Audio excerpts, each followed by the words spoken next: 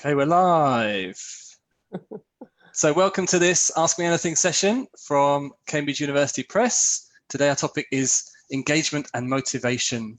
And I'm very pleased to be joined by three lovely people who also happen to be experts in this very topic. My name is Matt Ellman. I'm a professional learning and development manager at Cambridge University Press.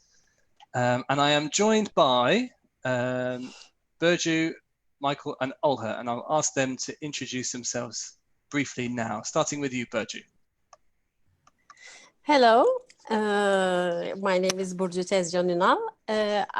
Currently, I am based in Dubai. I have been an EAP professional, English language teaching and EAP professional for quite a long time. And I came here in 2013. And recently, my current role is I'm teaching research methods courses at the University College here. So you're teaching online, Burcu, but you're also the coordinator of the Teacher Training and Education SIG, aren't you? That's right. Yes, because I've been very heavily involved in this online teaching for 2.5 months now, nearly. I kind of neglected my jobs at IATEFL, so it's not the first thing that comes to my mind. I'm sure that many of our viewers will sympathize with that.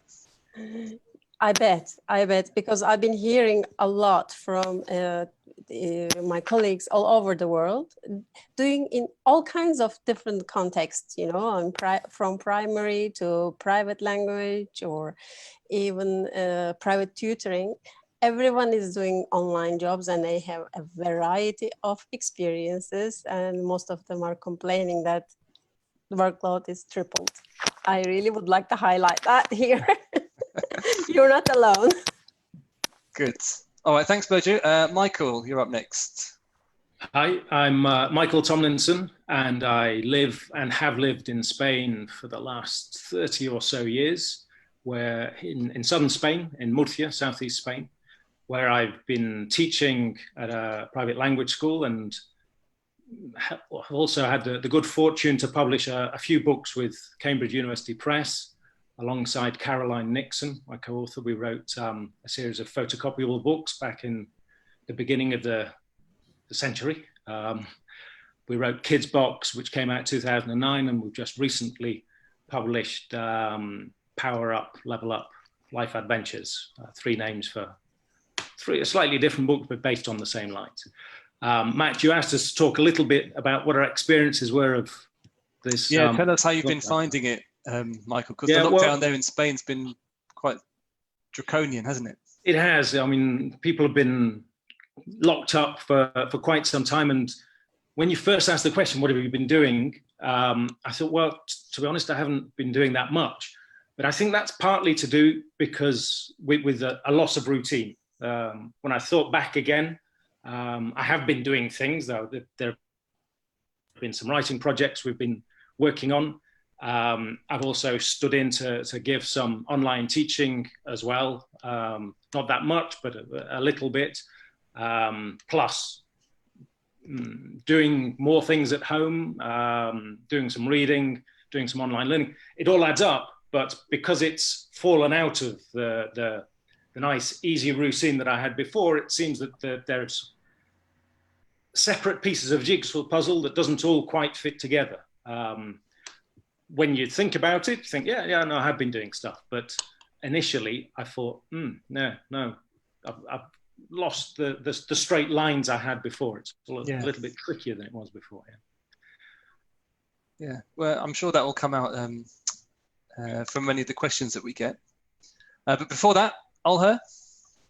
Hi, my name's Olha Madylus, and I'm here in sunny London, where I'm not usually. I spend most of my time these days traveling around the world and doing teacher training, presentations, etc., with teachers in different venues, different events. And I'm really missing that. My life has changed completely because I'm not face-to-face working with teachers. Instead of that, I'm doing a lot of writing of support material for teachers teaching online. And I just like to say that in this current situation, one's getting very upset, very stressed out, they're working very hard. And the expression that really is annoying me these days is it's the new normal.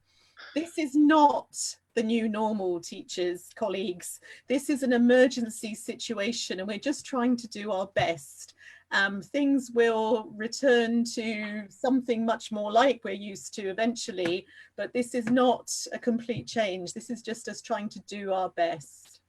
Yeah, temporary solution, which we are grateful for, I must admit. I mean, it is not ideal. It is it's quite stressful and tough on us.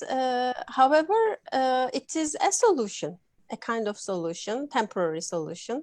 I'm grateful that we managed that. I mean, we managed to teach something, and otherwise, I'm thinking like we found ourselves in a situation like this suddenly, unexpectedly. And we've been talking about online teaching for a long time, and it kind of created an opportunity for a lot of people, even for skeptics all over the world. Everyone managed to do something online.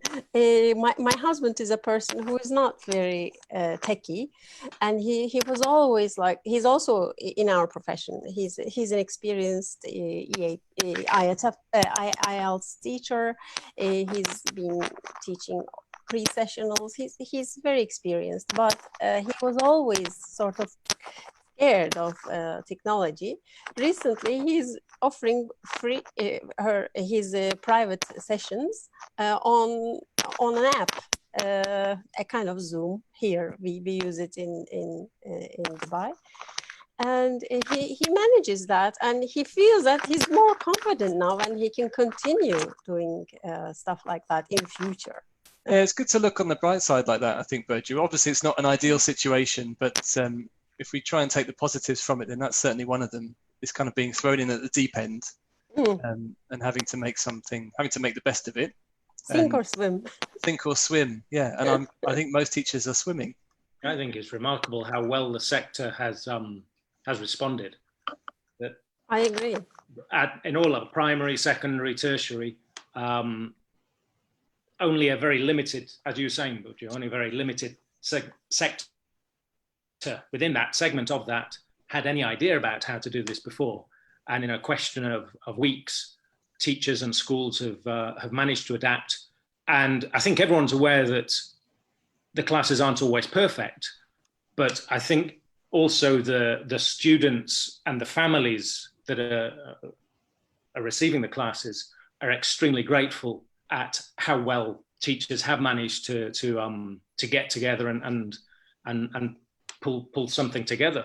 That's from the limited teaching that I've done online. That was the most striking thing that came over was, how grateful parents and teachers were. They were aware that they hadn't done it before, but I hadn't either. And they appreciate it, I think. Yeah. And it's easy for teachers to not always be aware of what a great job they've done. I think it's important to keep that present. Yeah, yes. Absolutely. That's a great message, I think. We're going to turn to some of your questions, questions that you've been leaving on Facebook and Instagram through the week. If you've got any more questions for us, then do put them in the comments down below, and we'll do our best to answer them during the session. I've got a secret weapon with me that none of our other friends do, which is this brand new book from Cambridge University Press, Engaging Language Learners in Contemporary Classrooms by Sarah Mercer and Zoltan Dornier, published just last month. So it's hot off the press. But this is available to buy through cambridge.org or your local bookseller, just so you know. So I'll be channeling some insights from that if I can. Page 72. Nice. And the rest of our panel will channel the insights from their particular expertise. So from the questions that you've sent to us, we've got a few different threads. And one of those threads is the idea of positivity. And I know this is definitely something that I've tried to convey whenever I've trained teachers on motivating students, that one of the most powerful things you can do is to demonstrate your own enthusiasm for what you're doing, your own enthusiasm for the topic and for learning. And through that, that in itself can be a very powerful motivator for students. But it's very difficult to do that when when we're in this situation, this crisis situation, and we may not be feeling very enthusiastic about online teaching, about sitting in front of a screen for many hours a day. We may not know how to project that kind of enthusiasm. So I wonder if you've got any thoughts on that. I'm going to start with you, Olha, if that's okay. Absolutely. I mean, I do think it's really important that teachers, the confidence of teachers comes across. And we see that a lot in the theory, in terms of the more confident a teacher is, the more able they are to get that very positive response from students. But I think one of the reasons that teachers may be kind of lacking confidence and not being so positive is that they feel that they're not in control anymore. That, there's so many factors now that with the technology and the fact that you can't go around a classroom, you can't be face to face with the students, and you're losing control in that way. But I think this is a wonderful opportunity for teachers to actually step back and allow the students to take control themselves, to become more responsible for the situation, and to actually say, it doesn't matter, you can't control all this. Trust your students with more. You might even be teaching in a situation where you can't see them, where you're just making videos and they're watching just trust them, because I think you've just got to let go, because I think Matt and I were talking about this earlier, was you can't make somebody learn, you can't make somebody motivated. That motivation is an inner thing. And so I think that sometimes we feel that we can control all this, and teachers say, I don't know, I can't, how do I make them do this work? You can't. You can only encourage them. But I think you do need to trust them to get on with stuff. And I think that's very important. I agree, Olha. Someone has just put in the comments that some students refuse to keep their camera on. So you're quite right that you can't always see what the students are doing. And trust is... Hasn't life taught all of us that we cannot control it? We all had some kind of plans for summer, which are all in the bin, and like gigantic things, Olympics and Expo here, everything is postponed. Like 2020 is right off from the scene. So I take it from that perspective. That a lot of us like to control things, but we have to step back and look at life, and we cannot control so many things. And this is a really good teaching for us. Yeah, absolutely. Michael, how about you? When were you teaching primary learners when you stepped in to do your online lessons? More primary than anything else, but I did teach all levels. And I agree with what's been said here, definitely. First of all, the thing about passion, conveying your passion, I think it's an essential part of passing that on to whatever age learners you've got. The idea of modeling that's, I love the language, so that's, you don't have to do exactly as I do, but you're more likely to see, get the spark, as it were, if you see that, that I have that. And to a certain extent, what you convey, especially online, what you convey, it doesn't always have to be how you're feeling at the moment. I think I've always had the feeling that I wear a teacher's hat. Yes. When I go into the classroom, or if I sit down in front of a computer, I try to put the doubts behind me that I might have about anything, because I think a teacher is always questioning what they do, but in front of their students, as Olha said, you give that impression that you're confident about what you're doing and you know the answers, and you simplify things. So online, it's even more important to try and convey that as much as you can. But at the same time, the point about passing responsibility on, I agree with 100%. I mean, I think these are two of the most important components in motivation is the passion that they see is being modeled by somebody who loves the language and loves the learning, loves the teaching. But we all know that students need to take their own decisions and take responsibility for their own learning. And perhaps now is a good time to give them more opportunities. Talking about young learners, there are those decisions, those opportunities that they're a bit more limited. You have to give them choices, limited choices as to what they can do. But there are always choices that you can offer them if we're doing A or B or A, B or C, and pass that on. Yeah.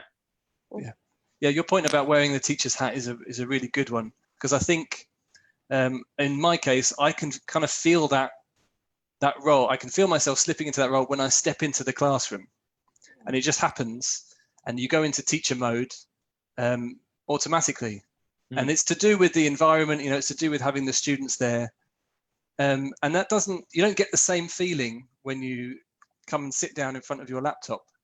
And I think it takes a lot more conscious effort to slip into that role and to sit down in front of your laptop, where you may have been sitting down in front of that laptop talking to your friends 5 minutes before, and you have to change into that teacher role.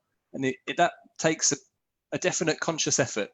And I wonder if there's any kind of, I'm sure that if we can do something to kind of support that routine, to make us feel like this is teacher time, whether it's putting on a shirt or, I don't know, having some books next to us, or maybe just moving the laptop to a different location in the house to make it feel like teacher time and put that teacher's hat on. Yeah. I'm sure that would help. And I think that's also true for the students, because they're at home, they may be very casually dressed, they may be in their bedroom, they maybe don't even have a proper chair to sit on. So trying to create this kind of virtual school situation, I think, is really important for them as well, for all of us. So that I recommend that children, before the lesson starts, they get their book, they get their pencil, they get everything, they go to the loo, they make sure that they're in, that situation as much as possible, so that they've got this, that they're putting on their student hat in the same way that we're putting on our teacher hat. And even for that short period of time, we're in those roles, because the roles now are so fuzzy that they don't, I'm not surprised that they don't want to do anything and they're confused, because they're in that space where they normally kick back and relax. The classroom normally defines the situation, doesn't it?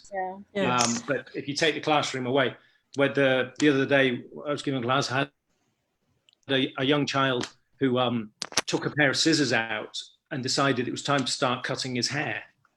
And that's something, it would never happen in the classroom, would it? But it might, yeah. Well, it's slightly more unusual. I had a funny incident in an opposite way, though. And one of the students said, "Teacher, may I go to the toilet?" Oh no, but that's really good, because that means they're in that space. They're in that classroom mentality. Yeah. But I think it's so amazing to me. Context is also very important that we need to keep in mind. In my context, our students come to the university because this is a country, Muslim country, with they have had headscarves and shaylas completely covered. And during online classes, I don't see their faces. I've been teaching 2.5 months and I haven't seen their faces.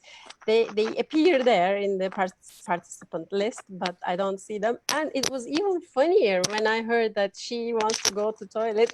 May I go to the toilet? It's so cute, so lovely. Yeah. We've had lots of comments along these lines. So on the issue of positivity, my top tip for motivating learners is make sure they know you're motivated and enjoying yourself, which is exactly what we've just said.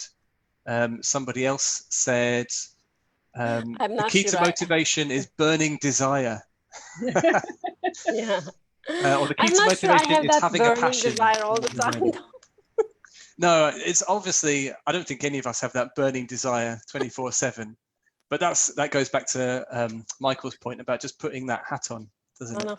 But sitting in front, I have thought very heavily because we kind of like kept the same schedule as is. I mean, what I would think if I were a course coordinator or I don't know administrator in a university or in another context, and if this thing is gonna continue at all, I would rethink the classroom schedules, times and periods, because sitting in front of our class hours are 1 hour 20 minutes and we kept it almost as is.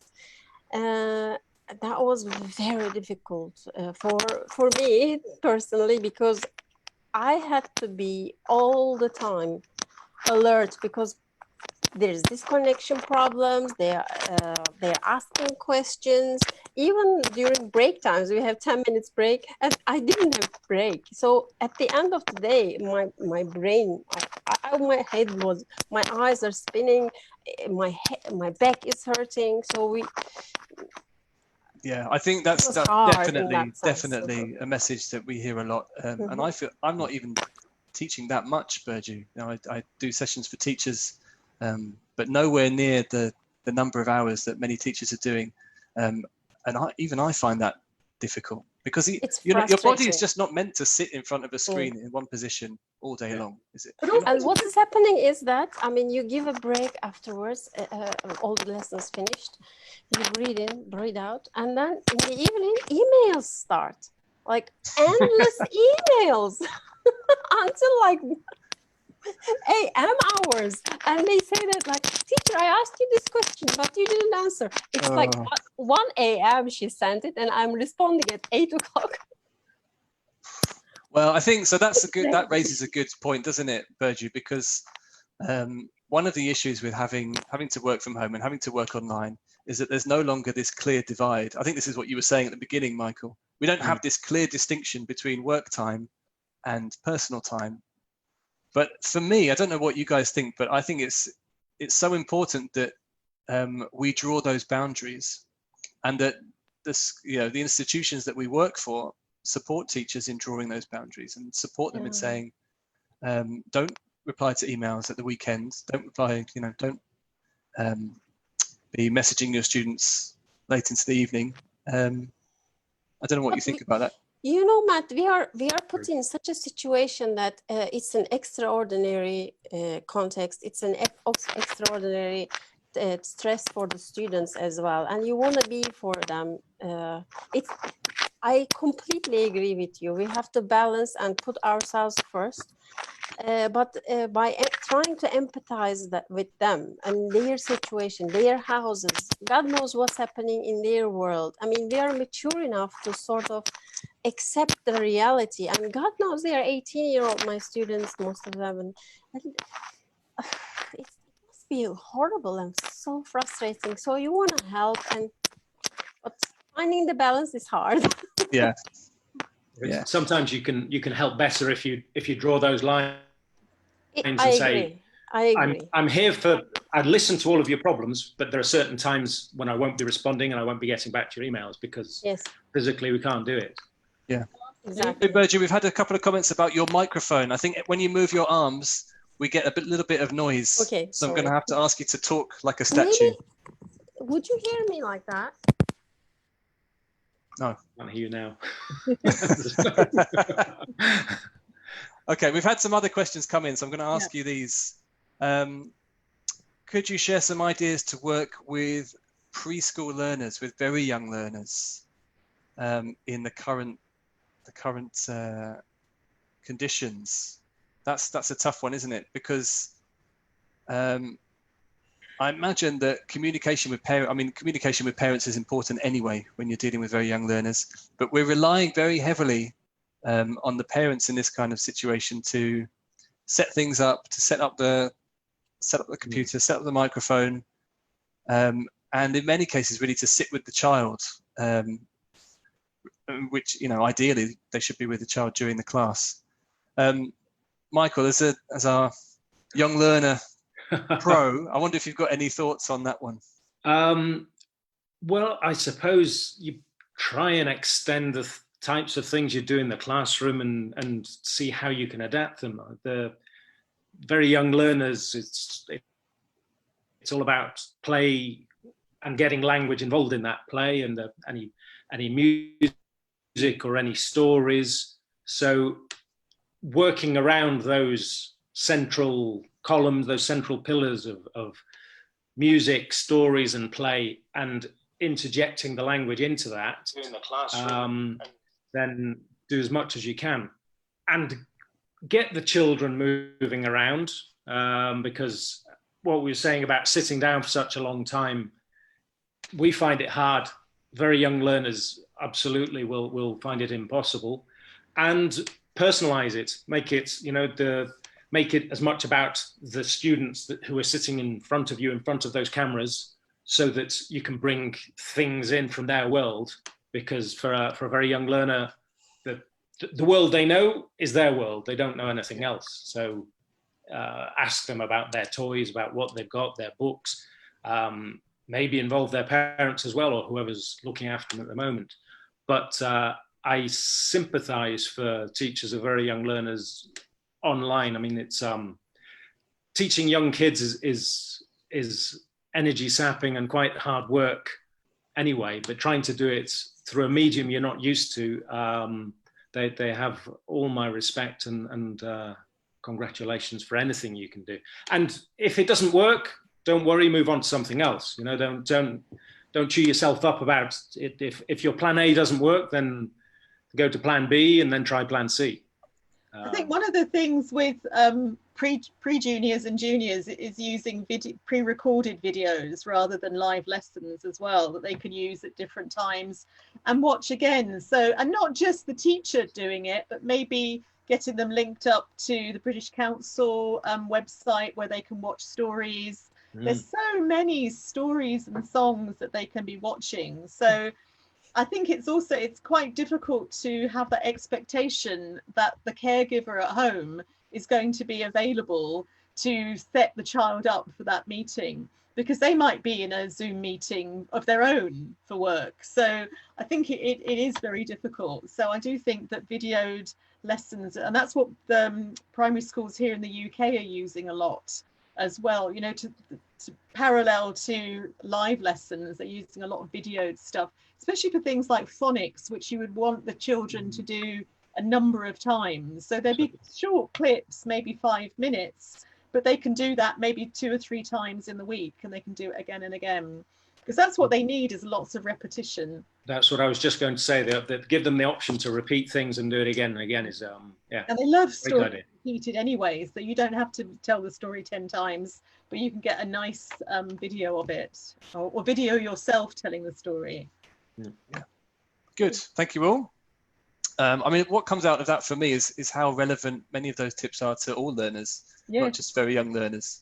You know, personalizing things, trying to involve some movement, all of that kind of stuff. I think this thing about synchronous learning is very interesting, because that's the real advantage of online teaching, that you can make it non-synchronous. And, you know, even if you're a teenager, even if you're 18, 19 years old and you're studying at home, it doesn't mean that you're going to have access to a laptop all the time, or to a room that can be quiet. There could be a lot of people in your family. Excuse me, there could be, you know, 3 or 4 laptops for 6 people. So actually assuming that you can always have synchronous lessons, I think we maybe, you know, as this continues, if it's going to continue, think more about videoing lessons, setting things up, allowing students just, you know, I suggested last time that mentoring is probably a bit more powerful for teenagers and older students, where you would allow them to work on their own and then have one-to-one sessions with them, just chatting about how are you feeling, how are you doing, and this is very motivating, because I think you can feel invisible in a real classroom, but I think you can feel very invisible in a Zoom classroom or whatever kind of platform you use. So actually motivate them through actually saying, tell me what your problem is. They're not going to say it in front of their classmates. Sorry, but they can say, you know, for example, they can say, I don't have my own laptop. That you may not know that. So I think that's a way to go as well. That we've had lots of comments as well, isn't it? Sorry, Michael.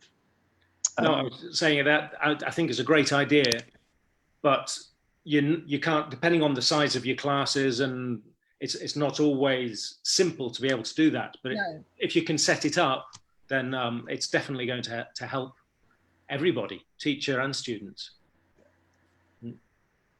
Yeah, absolutely. Let's see, question here.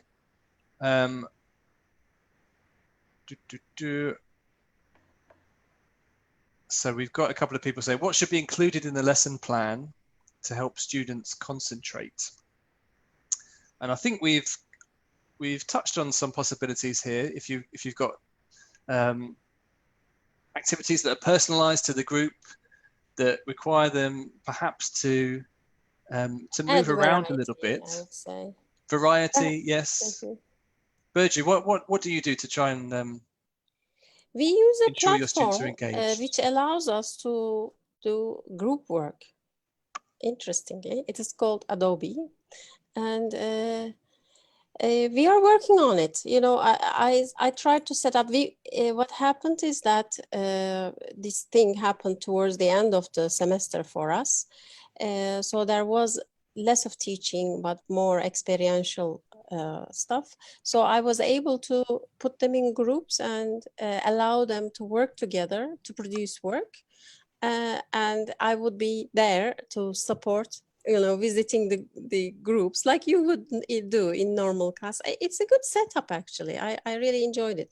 Another thing that I want to add on to what Ola said, we also streamed or recorded the lessons, every single lesson I gave, and students were able to follow these lessons by clicking on the link at any other time. Even though they were in the same class, sometimes they use it for repetition to understand it better. Maybe, as Ola said, in a better environment. Who knows what's happening in the house at the time of the lessons. Yeah, I think it's, I suppose when in a real classroom, teachers work very hard to create a certain environment, don't we? And we want to create an environment that's pleasant and that's conducive to learning. And as you said, Olha, that's something that we don't really have control over now. We can't control that environment anymore, whether that's because we can't see our students or because we can't actually meet at the same time. So it does seem that just relinquishing that and just trusting that the students will be able to create that themselves is a big part of the solution. But I think you can also use the fact that it's a very different medium to create different kinds of engagement. I mean, things that you could probably not do in the classroom as easily, you could do on the screen. I mean, one of the things you can do is, I mean, I would be sitting here with the things in the background, is that each lesson I'd move something or add something, and then halfway through the lesson just say, well, okay, what's different? Or while I'm doing the lesson, and then I said, can you look at your books? While they're looking at their books, I might slip off my earring and then see who's the first person to notice that there's something different about me. So this is not about the lesson, but it's introducing that light touch that we have in real lessons, that we go off and look out the window together, or we make a joke, or somebody does something silly. And there isn't as much room for that, I think, in online learning. And I think you can have that situation where you can do that. I mean, I happen to have an enormous amount of different glasses, and it sort of see that how many, like say, okay, how many different pairs of glasses have I worn in this lesson, and keep them on the ball in that way. And I think it doesn't just have to work with primary and secondary. I think that can work very well with adults as well, because they might be even more disengaged from the process of learning.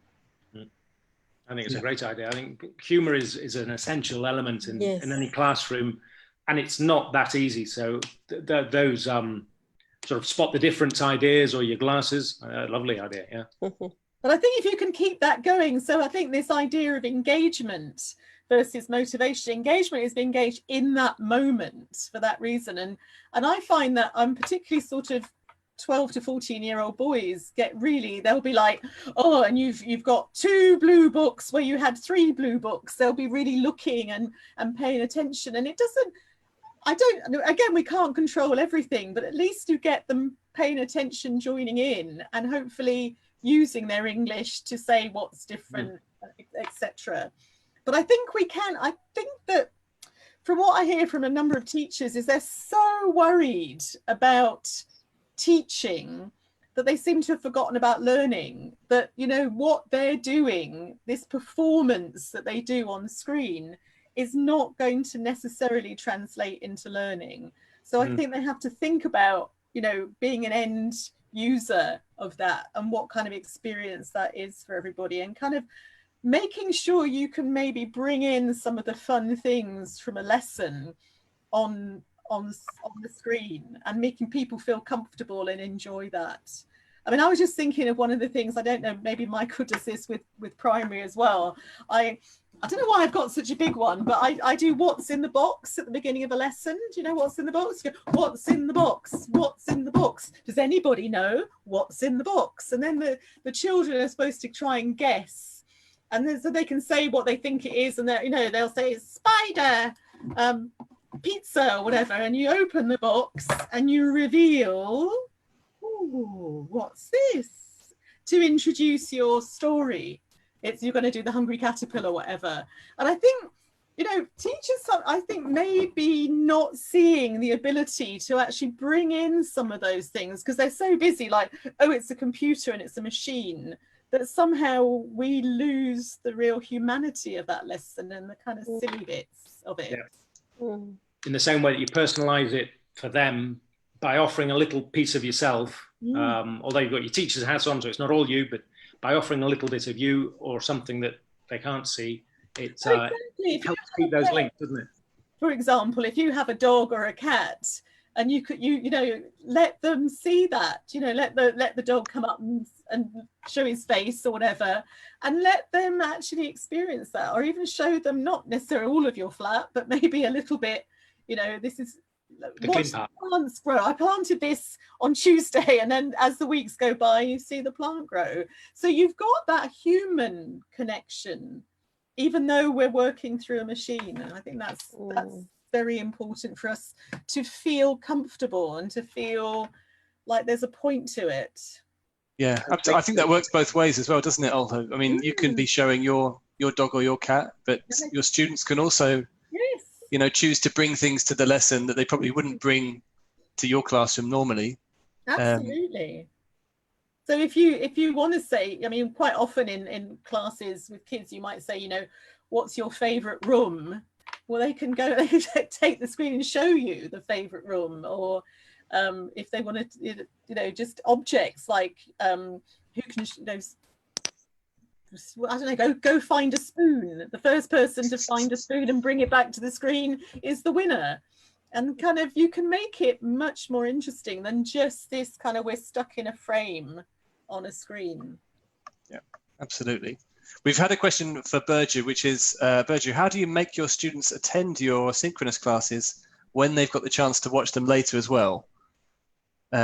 Somebody's saying that if they give the students the opportunity to watch a recording, then they just don't turn up to the scheduled lesson. Well, I can't control it. They may look like they are showing up. Maybe they are playing with their phones the whole time, like some of them do in normal classes. So basically, what in my experience, we were a bit lucky in this situation, unlucky or lucky. I had a chance to know my students at the beginning of the semester, and this thing happened in the middle. So I kind of know who is who. The students who are normally engaged and motivated were also the same online. And those who weren't always so much involved were the same. It was exactly the same because it's a little bit connected with the intrinsic motivation. However motivated you are, you can do to a certain extent, unless the person is there to really learn. And they have to see some value behind it to be part of the learning process. That's why I guess some of them are a little bit more motivated than others. We don't know what they bring, what their baggage is. So we just do our best and hope for the best. So if they come, they come. They come for attendance. They look like their name is there in the participant list. But those who are already in the class and who are also watching the recorded classes are the most motivated ones. I think this goes back to what you were saying at the beginning about trust. You know, you have to be able to trust your students, whatever age they are. And if you can't trust them, well, I think sometimes by trusting them, they actually can be very positive and can respond very well to that. But if they're not turning up for lessons, there could be a million reasons for it. I mean, we haven't even talked about their mental health and how they're dealing with crisis. Exactly. I think, you know, I think we just have to be very sympathetic. And, you know, we'll get them back in the classroom soon enough and sort them out. It's useful to draw a distinction, isn't it, I think, between online teaching and crisis teaching. This is crisis teaching. It's not. Yeah, this is not your regular online. It's not regular online teaching. Emergency situation, emergency response. And I think teachers who are really, you know, very experienced, knowledgeable about online teaching are really fed up at the moment that people are talking about this is online teaching. This is not. This is we're doing our best. It's not a posh restaurant. It's a sandwich we've created very quickly from whatever we have. Absolutely. Absolutely. We haven't signed up for it. I can't continue living like it works. But also with trusting students, it's like, don't let them be passive. Ask them to bring, you know, as Matt was saying, they and Michael, you know, personalize, bring stuff in. So if you set them something to do, you can say to them, okay, now you present what you've done. It's not all about us. I think the problem with this situation, it goes back to very teacher-centeredness. And it's like, no, Matt, now it's your turn. What did you do for homework? What did you find out about volcanoes? You know, Michael, what did you find out about earthquakes? Tell everybody. So I think we can make sure that we can hand that off to other students and make sure that the lesson is a little bit more interactive. Yeah, I mean, and that's understandable, isn't it? The teacher-centeredness bit, Olha, because I think it's quite typical when you're in a new environment to focus first of all on yourself before you're able to start thinking about the students and their learning. Teachers, I think, are getting so stressed out because they just see it from their perspective. And that's where you can lose your students because they're not as involved as they would be in a real classroom because they're not working with their friends, they're not working in groups. So I think we have to try and see that when you're somebody said up, when you're planning your lesson, well, don't plan it from what you're doing, plan it from the perspective of what the students are doing. Right, we're going to have to wrap up now. So I'm going to ask you for your final thoughts.